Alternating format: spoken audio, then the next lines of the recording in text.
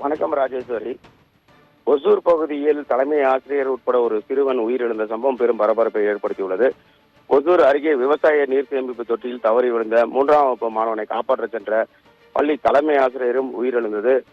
குழந்தையின் பெற்றோர் அப்பகுதியில் கதறி அழும் சோகம் பெரும் பரபரப்பை ஏற்படுத்தியுள்ளது.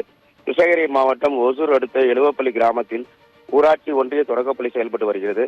இங்கு 3ஆம் வகுப்பு படித்து வந்த நிதின் என்ற 8 வயது மாணவன் மதிய உணவு இடைவெளியின் போது பள்ளியின் பின்புறம் உள்ள விவசாய பாசனத்திற்கு வைக்கப்பட்டிருந்த தண்ணீர் தொட்டியில் அமைத்து சேகரிக்கப்பட்டு வந்த நிலையில் அந்த தண்ணீர் தொட்டியில் தவறி விழுந்ததாக கூறப்படும் நிலையில் இதை அறிந்து பள்ளியில் இருந்த தலைமை ஆசிரியர் கௌரி சங்கர் ராஜா வயது 53 என்பவர் தண்ணீர் தொட்டியில் இருந்த சிறுவனை மீட்க இறங்கியதாக கூறப்படுகிறது.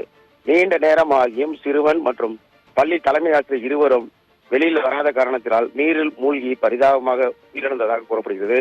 உயிரிழந்த நிதின் பெற்றோர் மற்றும் உறவினர்கள் சடலத்தை பார்த்து கதறி அழுவும் சம்பவம் பெரும் சோகத்தை ஏற்படுத்தியுள்ளது. சடலத்தை நீரிலிருந்து மீட்ட பாகலூர் போலீசார் விசாரணை நடத்தி வருகின்றனர். அரசு பள்ளியில் சுற்றுச்சுவர் மற்றும் கண்காணிக்க வேண்டிய பொறுப்பை இது உணர்த்துவதாக தெரிகிறது. ராஜேஸ்வரி.